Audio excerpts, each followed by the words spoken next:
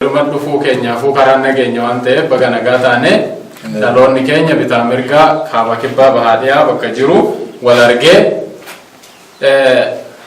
dhangaggaa yookaan dhangaa oromummaa kana dhangaa eenyummaa kana warra waliin qooddatu baga taane jechuun barbaada. Kanataan sodhangaa akkuma inni abbaan galmoo asii kaasee hojii gaggeessaa giddugala hordoftoota amantii waaqeffannaa giddugaleessatti maqaan kiyyaallee akkuma taafatti jechuudha. Kana keessatti egaa giddugalli keenya haalli uwwisa hojii isaa godinoota haga 5 gahan irratti hojjeta. Finfinneedha jechuudha. Tokkoffaa irratti taanee godina addaati Shawaa Lixaa, Shawaa Kibba Lixaa fi godina Jimmaati. Godina kana keessatti erga jaarmiyaan dhaabbata hordoftoota amantii waaqeffannaa dhaabbatee hojii amantii waaqeffannaa akkaataa caasaa dhaabbataatitti warra raawwataa turee fi ol fuuldurallee warra gaggeessaa deemu ta'uu keenya. Kana keessatti egaa tarii har'a namoota galma kanaan ala jiranitti akka laayyootti as gahuu dandeenya se'ee hubachuu danda'a namni salphumatti bakka kana gahuu se'a. Sadarkaa dhaabbata hordoftoota amantii waaqeffannaatitti osoo hin taane sadarkaa akkuma giddugala keenyatittu haasaa gurguddaa keessa yookaan gufuu gurguddaa keessa baanee as geenya jechuudha. Sunis maal jennaan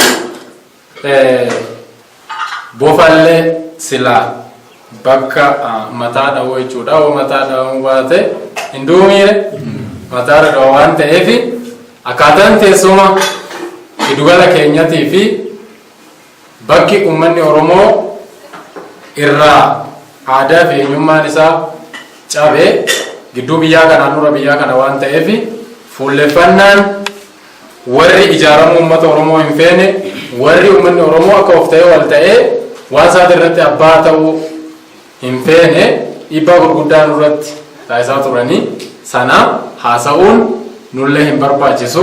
Nuti yoo rakkoon adda addaatillee nurra gahu tattafachaatuma kokkolfaatuma bakka nageenye fuula durallee sanuma ta'a.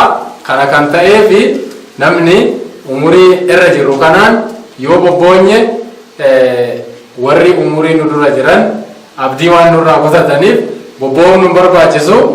Nuti yeroo ariinee qabnu yeroo dheeffnee bahuu dandeenyutti sagantaa keenya qabne waan ta'eef bakka amma jirru kanatti waan kamiyyuu gochuu waan dandeenyuuf hojjenneellee waan qabatamaatti agarsiisnee fi bobboonyee akkana taane akkana turree hin jedhu. Xiyyeeffannaan keenya deemsi keenya fagoodha waan ta'eef bakka sallaallee deemaa waan jirruuf jechuudha. Kanaaf gaa bakka Finfinnee fi naannawaa Finfinnee kanatti wantoonni baay'ee quunnamaa turan keessaa amma islaa obbo Baqqalaa fa'aa wantoota kaasan bifa gabaabaa taheen tuquu hoonaan barbaadu namni haala taa'ee waan fedhe jechuu danda'a. Nuti of taaneef wal taaneef abbaa waan keenyaa taane jennee lafaa kaane kana gidduutti osoo hin beekin yeroo afaan namaa fi harka namaa gidduu dhaabannetu ture. Sunis maal jennaan nama miiraa miidhuuf osoo hin taane nama naannoo Finfinnee fi Finfinnee kana taa'ee yookaan Finfinnee kana bosona godhatee kan namni inni hayyuu kiyya inni qabsaa kiyya inni nama nani qabu jedhee uummanni Oromoo abdatu magaalaa Finfinnee kana keessa dhodhokatee waan adda addaa hojjetutu ture. Namoonni sun maqaa waaqeffannaatiin maqaa gadaa dhaachuudhaan maqaa jaarmiyaa hawaasummaa haa ta'u diinagdee haa ta'u siyaasa Oromoo dhadhahachuudhaan hawaasa keenya biyya alaa jiruu fi biyya keessa jirullee walanqisanii gidduu kanatti namni miidiyaa irratti mana dhabee kiraa keessa taa'aa qabatamaa bira hoo keessa immoo gamoo keessa taa'aa jechuudha. Kan qabatamaa lafa san namni sun itti beekamuu fi kan inni miidiyaa hawaasaa kanarratti himatu gargari warra akkanaa kanatu naannoo Finfinnee kana sirriitti ture. namoota kana nuti deeggarsa nama biraatu nu barbaachisu ofii keenyaaf of ijaarree Oromoo ijaaruu hin dandeenya jennee hoo lafaa kaanu bakka kanatti tajaajila silaa namni sun argachaa ture addaan cite jechuudha. Gaafa kana ba'aa guddaan yookaan dhagaa guddaan nurratti tuulamaa ture kanarra dhaabatameeti kan isaan nama 5 qabuu jedhanii kan obbo Baqqalaatti himiinsi dhufeef kanarraa ka'e jechuudha. Kanaaf amma nuti hooggansa qofa hoon isinii tuqe akka giddugala hordoftoota amantii waaqeffannaa giddugaleessatti godinoota 5 kana irratti hooggansi jiru nama 18 jechuudha. Bulchiinsa giddugalaa dabalatee akkuma caasaa dhaabbataatti amma nama 18tu hooggana jechuudha. Sunis kutaa bulchiinsaa, faayinaansii, barnoota, to'ataa, odiitara, kutaa odeeffannoo sabquunnamtii kana kan namoonni beeka waan ta'eef jechuudha. Kana jalatti wiirtuu godinaa 3 qabna. Wiirtuu godinaa 3 wiirtuu godina Shawaa Lixaati hoogganaan jira, Shawaa Kibba Lixaati illee hoogganaan jira. Wiirtuu godina addaa Oromiyaa naannawaa Finfinnee fi Finfinnee illee hoogganaan jira. Koreeleen sadarkaa wiirtuu kanatti jiran wiirtuu 3 irraa amma koree 54 jechuudha. Koree wiirtuu kanatti aanee immoo Koonya jira. Koonyaan bulchiinsa sadarkaa aanatitti jiru jechuudha. Aanaa tokko keessa baay'inni galmoota 6 hooguutan bulchiinsa aanaa saniitiin hoogganamu yookaan uummatu jechuudha. Kanaaf Koonyaa 9 qabna jechuudha akka giddugala keenyaatti. Koonyaa Sulultaa, Koonyaa Barraaq, Koonyaa Finfinnee, Koonyaa Buraayyuutti, Koonyaa Sabbataatti akka godina addaatti, akka Shawaa Kibba Lixaatitti, Koonyaa Jirsa Lafootii fi Koonyaa Aadaa Bargaati, akka wiirtuu Shawaa Kibba Lixaatitti, Koonyaa Aanaa Bachootii fi Koonyaa Iluuti walitti 9 koreelee koonyaaleen kun 9 nama 16 qabu jechuudha koreelee. 16 kun 9 nama baay'isnu nama 144 qabu jechuudha. Koonyatti aanee galma jira. Galma haga gabaasa 2011 xumura waggaatitti galma 96tu jira jechuudha akka giddugala keenyatti. Aanaa tokko keessa galma 8 kan qabnu jira. Koonyaa Barraa keessa amma galma 8 qabna. Koonyaa Sulultaa galma 8 qabna. Waan kijibaa osoo hin taane waan qabatamaa namni dhagee arguu danda'u waan akka kanaa jechuudha. Buraayyuullee akkasuma waliigala erga sanii asi 2011 erga yaa'ii waliigalaa taa'ee asi galmoota 17 saaqame walitti galma 113 qabna akka giddugala keenyatti jechuudha. Godina shanan kanarraa jechuudha Finfinnee dabalatee jechuudha. Finfinnee keessaa galma 3 qabna jechuudha. Kana amma galmi tokko hoo dhaabbatu miseensa isaa malee koree nama 16 qaba jechuudha. Dirqama jechuudha. Caasaa sarkaa dhaabbataatti jiru sun galmi ni qabaata jechuudha. Kanaaf galmi 113 kun akka giddugala keenyatti koree nama 16 hoo qabaatu nama 1,800 fi 8 jechuudha. Waliigala koreelee qofa akka giddugala keenyatti kan qabnu nama 2,200 fi 2,224 jechuudha. Kanaaf kuni waan galma kan biraa geenye arguu dandeenyu jechuudha. Hordofaa yookaan miseensa osoo hin dabalatin akka giddugala keenyaa qofatti gaggeessitoota warra of ta'uudhaan dhaabbatanii dhaabbata kana kaayyoo silaa dhaabbateef sana galma silaa dhaabbanni kun dhaabbateef galmaan gahuudhaaf ka'an hagana qaba jechuudha. Warra itti gaafatamummaa qaban qofa jechuudha. Kana bira dabarree karaa barnootaatiin gamoonni 113 kun hoo xiqqaate nama 3 miseensa galmaa keessaa jechuudha. Bakka buufatanii barnoota idileedhaan torbeedhaan baratu jechuudha. Nama silaa wiirtuu kana baratu qofaa giddugala keenyatti 103 kana galma tokko keessa namni 3 osoo barate an 10 barsiisullee an 6 barsiisullee waan jiruufi giddugaleessan naannoo nama 3,000 jechuudha. Kanaaf jaarmiyaa sadarkuma giddugala tokkootitti hooggantoota haga kanaa qabu xiqqeessanii laaluun bakkan duratti tuqeessan irraa madde jechuudha. Namni waa 3f dhaabbata tokko busheessa yookaan irratti duula tokko lafeedha. Lammaffaa faayidaa wayitirra dhaabbateeti. Sadaffaa wallaalummaadha.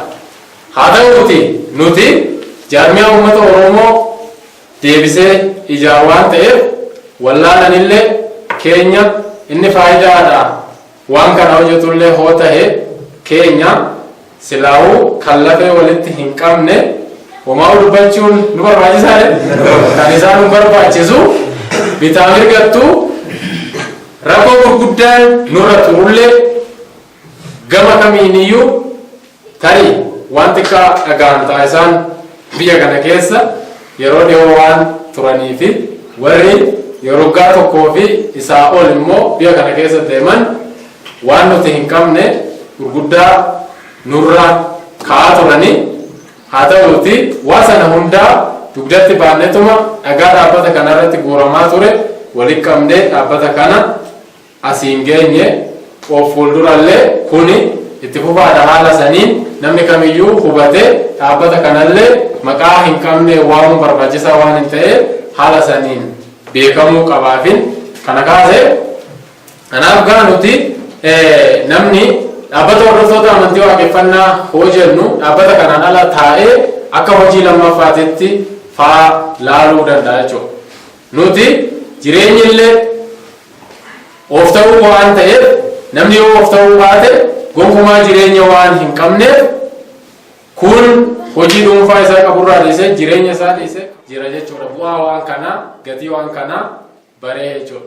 Kanaaf haala saniin beekamuudhaa qabaa. Halkanii guyyaa hojjenneet galmoota kana cimsinee asiin geenye jechuudha. Kana hoon jedhu waan hin jirre osoo hin taane waan lafa jiru waan namni kamiyyuu hojjetee keessa jiru waan ta'eef haala saniin gotamuudhaa qabaa. Kanaaf sochiin dhaabbata hordoftoota amantii waaqeffannaa godhu amma durallee bifuma kanaan deemaa ture. Of fuuldurallee bifuma kanaan itti fufa. Amma dura dhaabbata kanarratti yakkoon adda addaa ture sun of fuuldurallee hoo ture namni tokko ofirratti hin laalu. Umuriin kun umurii itti bobboonyu itti rakkoo himannu osoo hin taane umurii itti gadaa itti hojjennee dhaloota keenya bakka irraa kufe sanitti deebisuudhaaf deemnu waan ta'eef kun immoo heddummachuun isaa waanuma jiraatu namni hoo kufee lafaa kahee waan baay'ee fuudhee lafaa ka'a. Waan baay'ee namoonni keenya osoo hin beekin fuudhanii lafaa ka'anii waan Oromoo hin taanellee waan Oromoo itti fakkaate karaa nu oolchan hedduu waan turaniif baay'ee dubbachuu caalaa nuti warri galmaa baay'ee hojjechuutti waan amannu nu baddaa hin jedha. Halkanii guyyaa hojjetee taa'ee waan namni hojjete herreeggatu osoo hin taane warra ofii isaatti hojjete waan hojjete sanitti immoo fayyadamu yookaan gargaaramu haa ta'u jedha. Kaayyoon dhaabbata hordoftoota amantii waaqeffannaa uummata Afrikaa bakka irraa kufe sanitti deebisee ijaaruudhaa illee qaafan dura waan nu kaaseef baay'ee sin gaddinu baay'ee sin gammannu jechuudha. Kanumaaf malee gammachuullee immoo hin gaddinu wanni fedhellee hoo ture. Rakkoon akka fedhellee hoo ture baay'ee gaddaa hin turre. Maaliif hin gaddinu? Afrikaa guutuun kan waaqeffataa ture kan hireesaa fi murteeffatee biyya isaati irratti of qajeelchaa ture jigee waaqeffannaa nama lafaa ka'u namni tokko ani waaqeffataadhaa jedhee lafaa ka'e. Bakka sanii waan ka'aneef haga fedhee hora koonillee heddummate yoo ba'aan illee jiraate yoo dhiibban adda addaatillee gama adda addaatiin jiraate baay'ee hin gaddinu akkasitti nu hubadhaan jedha waan dhaggeeffataniif. Gurmuumii bulii akkabatti nama dhaloota isaa geggeessu ta'ii kan tanaan dura halkan taattillee guyyaatti isaa jijjiiramtu naani kanaan dura nama abaara turre gaaf tokko waan nama faarsu isaa hin oolleef badaa miti garuu waa sadarsunii keechatti kan lafee qorichuma qonnaafi qoricha qonnaaf sirriitti ganaa gowwaa keenya immoo wallaala keenya immoo barsiifanna namni wallaala ofiin barsiifanna yookaan immoo moofaa ofiin hodhanna yookaan doofaa ofiin gorfanne namaare isa hin barsiifanna akkatee goone quraan illee uma bilcheechine saabade malee ofirraa fudhee kennare ingennu akka alagaan nu godhe fagoodha kaalagaan nu godhe fagoodha warri tiigan garuu jabaadha kana hootee nama baay'ee alaa qabna meeshaa baay'ee alaa qabna warra hawaasan galmaangaas maallaqanii warri fageenyarraa waggaa dheeraa osoo waa bulchamu dhuftanii kanatti aansuudhaan akka ani akkuma asii abbaan sagantaa kaasee hojii geggeessaa urtuu godinaa ka godina addaa naannawa Finfinneetii fi magaalaa Finfinnee dabala addaa kuni urtuun godina addaa naannawa Finfinneetii fi Finfinneedhaa erga hundaa'ee gara waggaa 3 oliiti gaafa hundaa'u sankaa galma 10 kan hundaa'ee yeroo ammaa kana urtuun godina addaa naannawa Finfinneetii fi Finfinneedhaa haga yaa'ii dhuma bara 2011 galmoota 30 qaba. Godina addaa naannawa Finfinneetii fi Finfinnee yoo jennu kaa bulchiinsota magaalaa Finfinnee kanatti marsanii jiran magaalaa Burraayyuu, Sulultaa, Sabbata, Sandaafaa fi dabalataan immoo magaalaa Finfinnee kana dabalatee haala hojii caasaa hojii dhaabbata kanaatitti magaalaa duukamillee kan dabalatu ta'aa jechuudha caasaan kuni. Kanaaf galmoota 30tu ture. Hojii ji'a 3 darbe kana hojjetameen immoo galmi 5 banamuudhaan galmoota 35 qabaa jechuudha godina kana jala kan jiru. Dabalataan galmoonni keenya ji'a darbe kana keessa galmoonni 5 leenji'anii galma saaqqachuudhaaf leenjii xumuranii jiranii ammatti waraqaadhuma kennuu tafe naannoo galma 40titu godina kana jala jiraa jechuudha. Gaafa kan wirtuu godina addaa naannawa Finfinnee kana dubbannu wirtuu ti'aanee caasaa dhaabbata keenyaa keessa ka jiru koonyadha. Adeemsi koonyadhaatis galmi tokko koonyaan bulchiinsa sadarkaa aanatitti jiru waan ta'eef galmoonni keenya sadarkaa aanatitti yookaan bulchiinsota magaalaa kanarratti waan baay'ataniif koreen nama 16 amma hojii geggeessan keenya hime kun dabaree osoo baafannee galma 40 kana bira ga'uudhaaf guyyaa hedduu waan nutti fudhatuuf galmoota kana hordofuun haala silaa hojiin nu hojjennu hojii wal fakkaataa kaayyoo wal fakkaataa galma tokko waan qabnuuf hojii hojjennu kana keessatti harcaatii tokko malee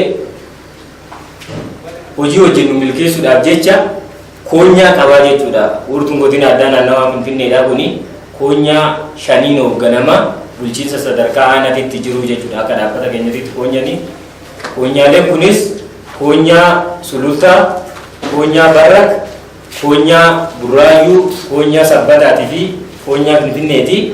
Koonyaalee kana keessatti galmoota argamantu jira jechuudha. Koonyaan akkuma sila ka'aa ture koree nama 16 qaba.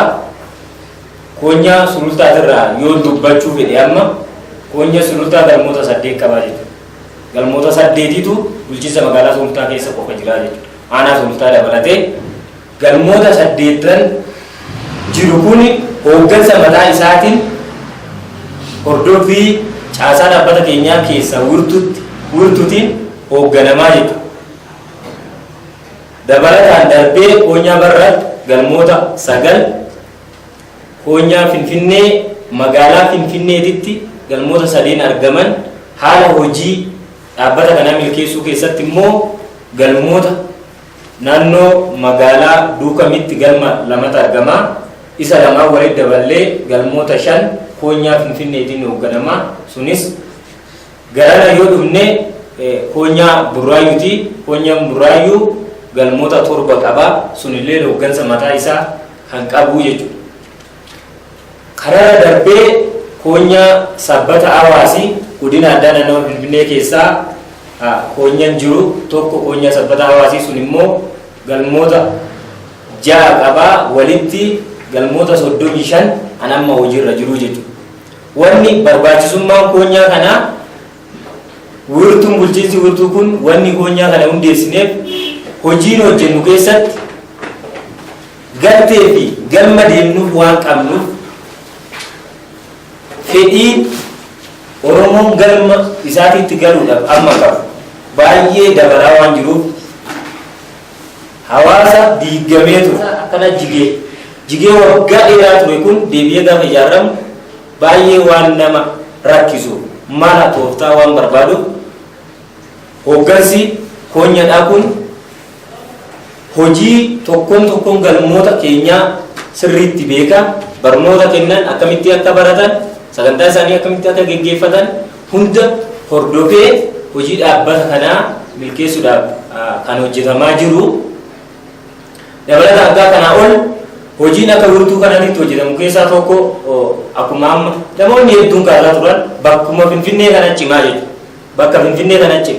Maaliif jennaan wanni gaafa Finfinnee magaalaa kan nama baay'ee boo'u. Keenyallee hin boo'a. Alagaallee hin boo'a. Boo'icha kana nama hunda sossobuudhaaf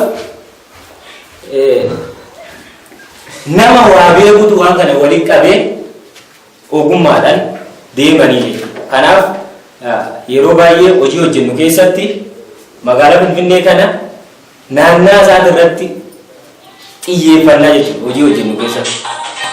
Maaliif jennaan wanni naannaa isaa irratti xiyyeeffannu guutuu isaa naannaa irraa yoo ijaaraa deemne namni keenya tokkoffaa ayyaanni akka koonyaalee kanatti gaafa kabajamu walirra naanna'aa jechuudha.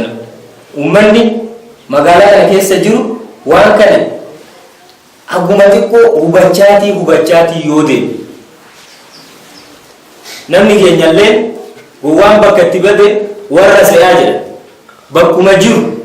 Bakkuma jiraataa ture sun kan isaa waan itti fakkaatuuf Oromoon as magaalaa Finfinnee kana keessa illee jiru. Namni baay'een waa kana gaafa ijaaramu galma warra abbaa Oromooti ijaarra jennu.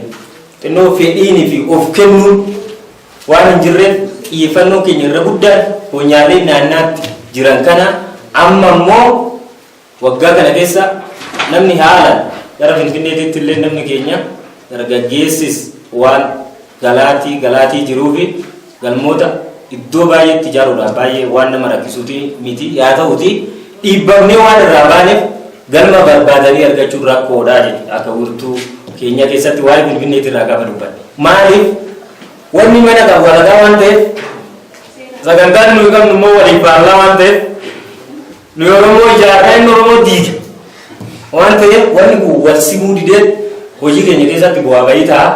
Yaa ta'u garuu kaayyoo fi galma bakka deemnuuf waan nutti mul'ataa hojjennuuf baay'ee yaaddoo takkaa hin qabnu.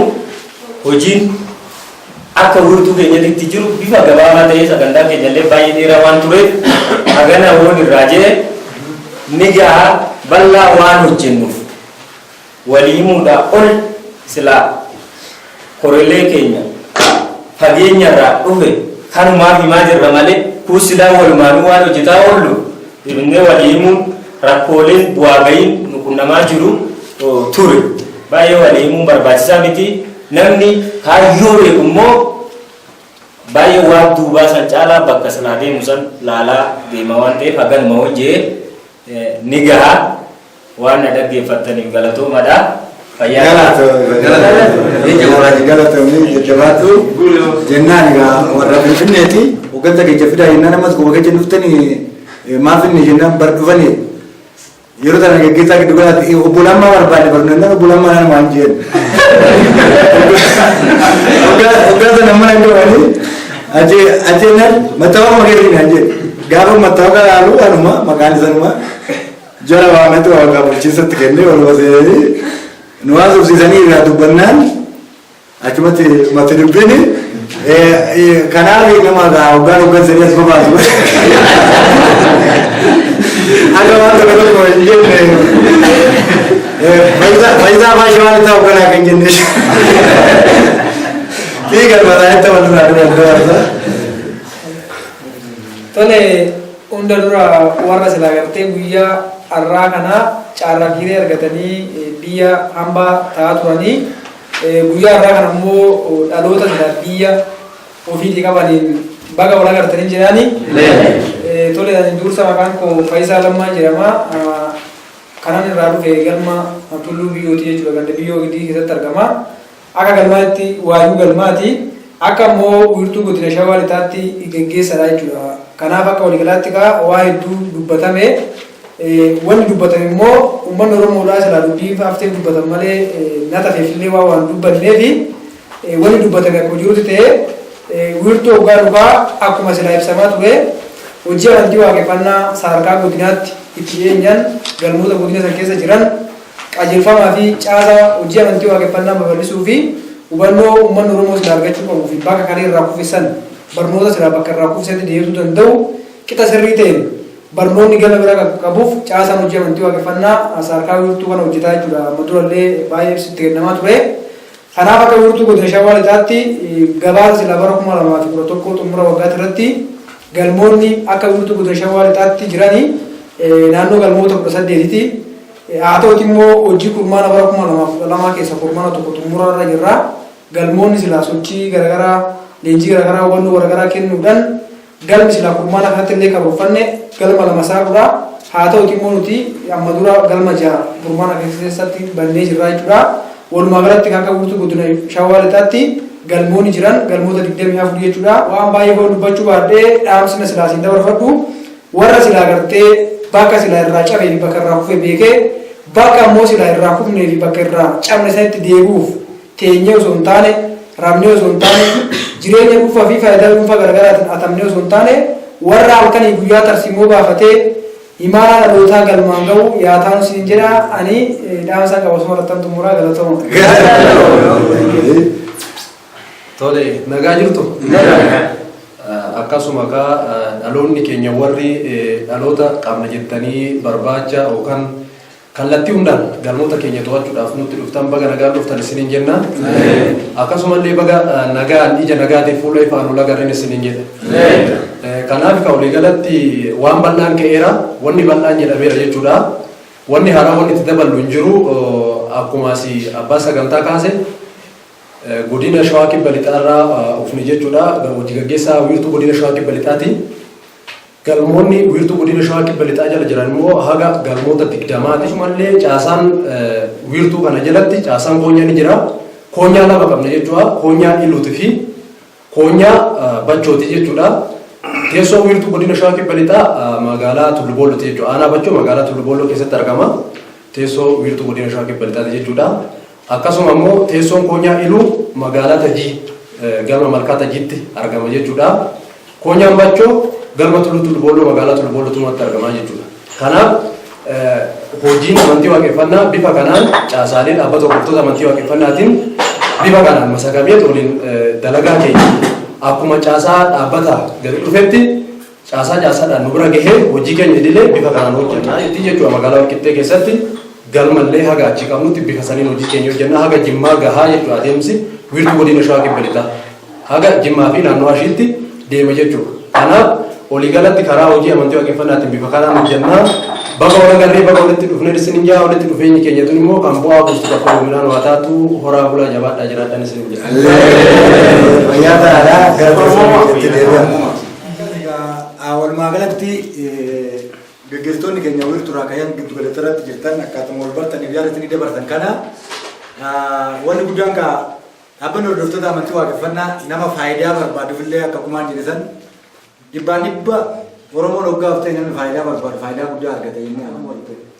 Alagaa jala fiigee sassaammachuu Oromoo keessa taa'ee eebbaa fi eenyu waan argata. Akka gaariitti argata. Nama maallaqa barbaadu maallaqa itti kennaniituma jabeessu. Akka inni dhaloota waan biraan goone.